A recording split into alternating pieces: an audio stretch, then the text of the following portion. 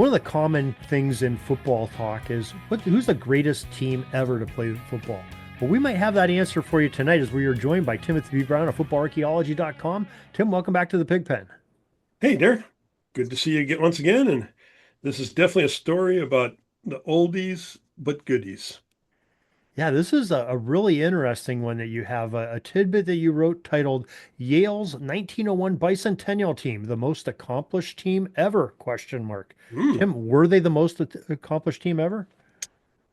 Well, if somebody knows of a more accomplished team, please let us know. Comment below. Um, I specifically used the term accomplished. Mhm. So, meaning, okay, were they the best team ever? That one is becomes much harder to even begin to argue given the difference in football teams from one period to the next. Um, Mhm.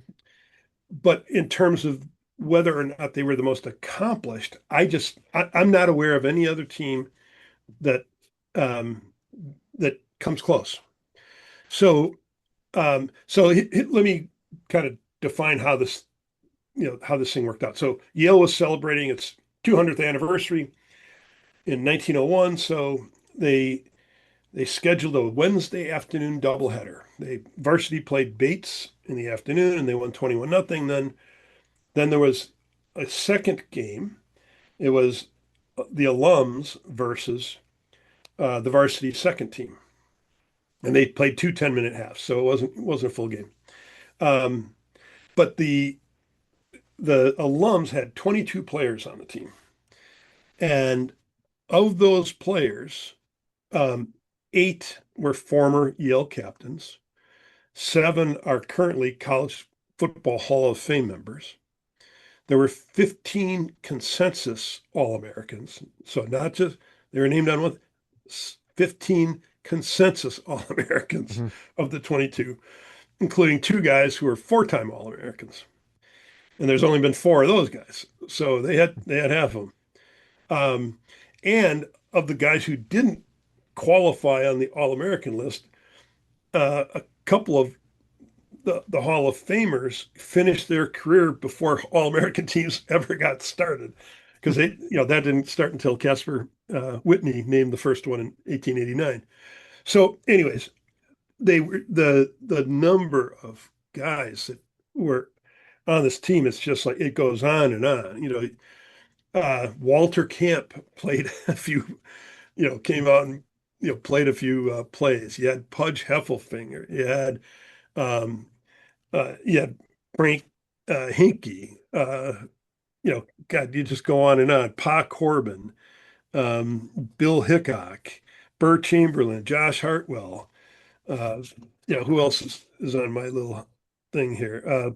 Bum McClung, uh, Harmon Graves, not picture. Anyways, Vance McCormick, Frank Butterworth. I mean, just on and on. You just keep going. It's just like every position. You had guys like, there's one or two positions where it's like, well, who do you start? Do you start the All-American from 1894 or the one from 1896? Right? It was that kind of just the amount of talent was just absolutely incredible.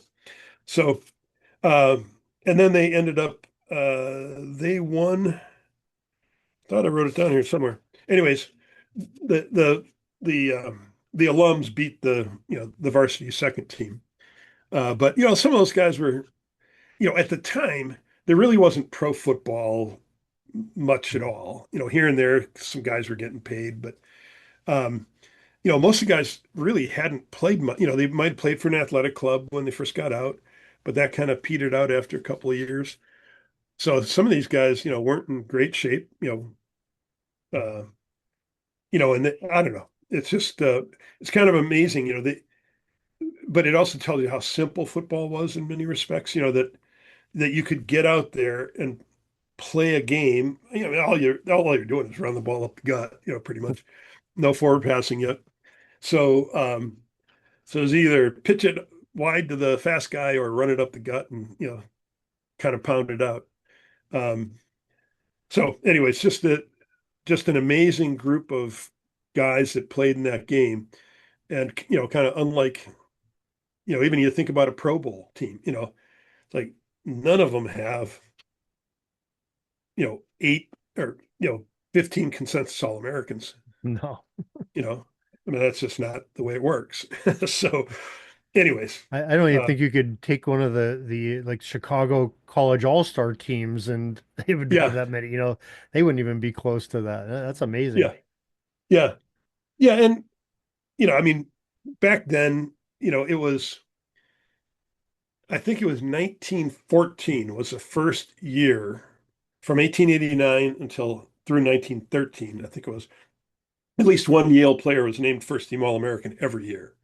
Now, they were the dominant program, and there were only, 4 or 5 programs that really could even match up with them at all till that point. So they had a lot of All-Americans, but the fact is they were the best players out there. Yeah, was there some guy at Kansas or at, Michigan who was better? Yeah, probably. But these were definitely among the best players in the country at the time, though the population of players was smaller. Yeah, So they were the most accomplished in my mind. So yeah, I don't think there's any doubt about it. I mean, it sure helped that one of their former coaches and alums were was picking the All-American team for many years, but he often was Walter Camp's often yeah, accused of East Coast bias, like it still exists today, But yeah, I mean, that's an amazing thing. I mean, you think about it. In 1901, Walter Camp had to be in his 40s at that point yeah. in It's time. 42. Yeah, okay. Yeah, And Pudge Heffelfinger, that's 9 years removed from him being the first paid professional player, which was years after he played for Yale. yeah, So he's got to be in his mid 30s or so, So it's yeah. yeah, he's Well, Heffelfinger, he showed up in some game. I forget exactly what it was. Like he was like 54, and he was out there, playing. And I mean, the game had obviously passed him by, but he was a guy who a lot of times he would help out at Minnesota. He just because he lived there, and so he'd help out local college teams up there. And I think well, there are two Heffelfingers that played for Yale in the somewhere in the teens or 20s, and I think they were his sons. I'm not positive about that. But so, anyways, he was still connected with the game. You know, I saw a image recently. I forget where even saw it, but it was of Pudge Heffelfinger at Minnesota, and he's like sort of standing there, like in between plays, and he's like talking with some teammates, and they're like their heads are like to his chest. I didn't realize, I knew he had to be a big guy to be as yeah, popular, but I didn't realize he was that big. He's a head taller than yeah, anybody else around him. That's amazing. yeah. I think he was even then. He was only like 6'3". He was like 6'3". In his athletic prime, he was probably 225, something like that. And like as a freshman, he was much lighter than that. But yes, but I mean, he was just one of those. He wasn't lifting weights. He was just naturally a big fella, but still nothing compared to the size of the guys that are out there today. You know. Yeah, but So it just tells you how many, there were lots of really top-notch players who were, especially running backs who were 5'5". I think Poe, who we talked about last week, I think he was only 5'5". So there were a lot of guys like that still that, ends and tackles who were 5'8". They just were good all-around athletes and, tough kids. And so, Yeah, wow. One of the great storied programs of college football and in that era, especially those, 20 some years prior to that. And yeah, they definitely had some guys to pick from. Probably yeah. the team that the guys that weren't able to play with those 22, they were probably pretty good too. So yeah, Yeah, amazing I mean, stuff. there were a few guys who were at the game and didn't participate who had been stars themselves. So, but that had to be a heck of a fun reunion to actually get out on the field with those guys and mix it up a little bit. Yeah, too bad Edison didn't get his movie camera just a couple years earlier and go Yeah, to a game like that and film it. That would have been something. yeah, yeah. That would have been fun to see. Give you at least a little bit of a sense of what these guys were like as athletes on the field. Yeah, amazing stuff. Probably the most famous alumni game ever.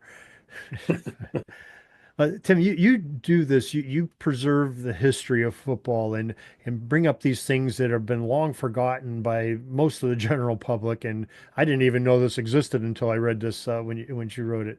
But how can others take in some of your tidbits? Yeah, just go to footballarchaeology.com, subscribe. If you do, you'll get an email every time with the contents of the story, every time I publish a new story. If you don't want to get hit by emails, you can just follow me on the Substack app, or just go out and check out the site anytime you want.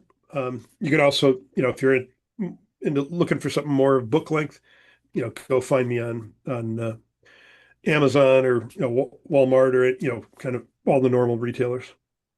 All right. Well, Tim, we really appreciate you joining us today, talking about some great football history, and we'd love to talk to you again next Tuesday. Very good. Thank you, sir. That's all the football history we have today, folks. Join us back tomorrow for more of your football history. We invite you to check out our website, pigskindispatch.com, not only to see the daily football history, but to experience positive football with our many articles on the good people of the game, as well as our own football comic strip, Cleat Marks Comics. Pigskindispatch.com is also on social media outlets, Facebook, Twitter, Instagram, and don't forget the Pigskin Dispatch YouTube channel to get all of your positive football news and history. Special thanks to the talents of Mike and Gene Monroe, as well as Jason Neff for letting us use their music during our podcast. This podcast is part of the Sports History Network, your headquarters for the yesteryear of your favorite sport. You can learn more at sportshistorynetwork.com.